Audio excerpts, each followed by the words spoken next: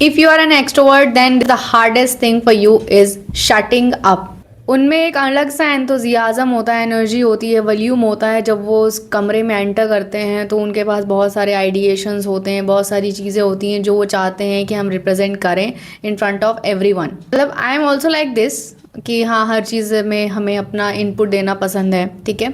But इससे होता क्या है कि हम बहुत ज़्यादा ही इलेबोरेट कर देते हैं। हमारा ये नेचर है कि हम बहुत ही बिगनिंग से चीज़ें एक्सप्लेन करते हैं और फिर हम बीच में पूरा स्टोरी टेलिंग के जैसे उसको एंड तक ले जाते हैं, ठीक है। इससे क्या होता है, वो लोग होते हैं वो इतना ज़्यादा सुनने में इंटरेस्टेड नहीं होते हैं। वो पता है ना, ऐसे गोल गोल घूमने लगते हैं। फिर उन्हें लगता है कि एग्जैक्टली हमें किस चीज़ को पॉइंट आउट करना था।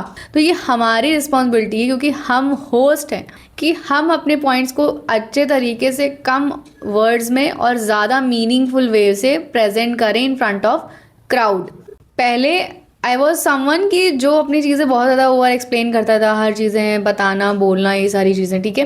बट देन आई रियलाइज़ कि जब हम ऐसा करते हैं तो सामने वाले से हमें कोई ज़्यादा इंगेजमेंट नहीं मिलती है, कुछ ज़्यादा हमें कॉन्वर्सेशंस मतलब आगे नहीं बढ़ती हैं। बस वहीं पे सिर्फ हम ही बोलते रहते हैं और सामने वाला सिर्फ सुन के रह जाता है, बस बैठ जाता है कि हाँ बस ठीक है। पहले की जो मेरे YouTube वीडियोज़ हैं उनमें कई बार हमने ये चीज़ बोली है कि हम बिना स्क्रिप्ट के सारी वीडियोज़ बनाते थे। सारी चीज़ें जो भी हम एक हेडलाइन पढ़ते थे एंड उसके बाद जो भी हमारे मन में आता था हम बस कैमरा ऑन करके बोलना शुरू हो जाते थे विदाउट स्क्रिप्टिंग।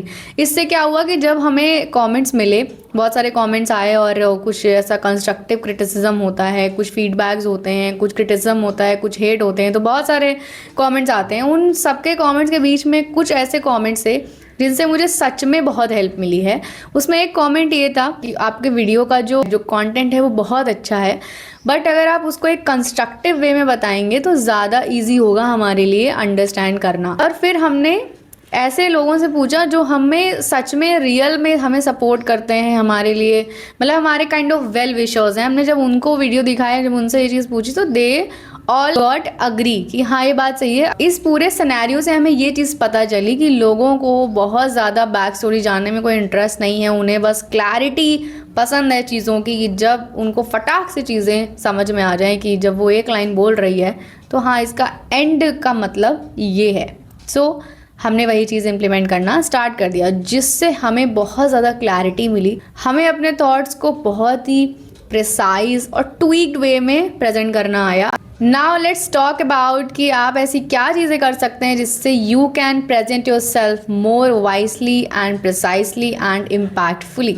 सबसे पहली चीज़ ये है कि जो भी आपका पॉइंट है, जो भी आपकी हेडलाइन है, जो भी आपका टॉपिक है, उसको हमेशा अपने दिमाग में क्लियर रहो कि हमें अपने टॉपिक से इधर उधर नहीं भागना है। क्योंकि ये सिर्फ एक्सट्रोवर्ट्स की खासियत नहीं होती, ये बहुत सारे लोग ऐसे होते हैं। इस वीडियो में सब कुछ ऐसा एक्सट्रोवर्ट जैसा कुछ भी नहीं है, ये नॉर्मली किसी के भी साथ हो सकता है, ठीक है। बट एक्सट्रोवर्ट्स का परसेंटेज ज़्यादा रहता है, इसलिए हम हर चीज़ में एक्सट्रोवर्ट्स को इंक्लूड कर रहे हैं। दूसरा पॉइंट ये है कि जब भी आप एक्सप्लेन करते हो कोई चीज़ें, हमेशा आप 3 पार्ट में डिवाइड कर दें अपने पूरे स्टोरी लाइन को।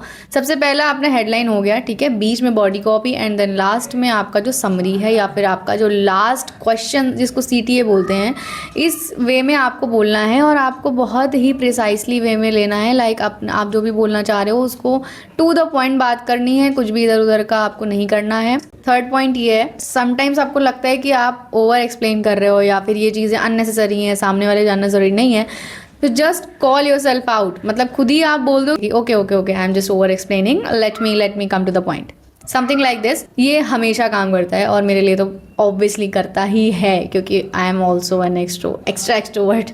सो नेक्स्ट पॉइंट ये है कि कभी भी आप अपने जो पॉइंट्स आप रख रहे हो वो इर्रिलेवेंट मत रखो।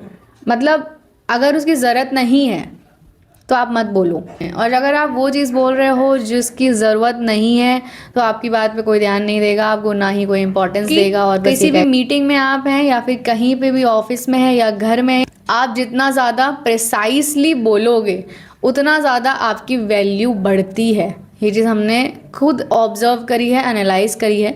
आपने भी नोटिस करा होगा कि आपके सराउंडिंग्स में जो कम बोलता है बट बहुत ज़्यादा लॉजिकल बात करता है, उसको हर कोई सुनना चाहता है और जब वो बोलता है तो लोग चुप होकर सुनते हैं। तो वो क्यों सुनते हैं उसकी बात? क्योंकि उसकी बात में दम होता है। अगर आपकी बात में दम है और आप ये सारे पॉइंटर्स अप्लाई भी कर रहे हो तो फिर आपको एक अच्छा लीडर और स्पीकर बनने से कोई भी नहीं रोक सकता है।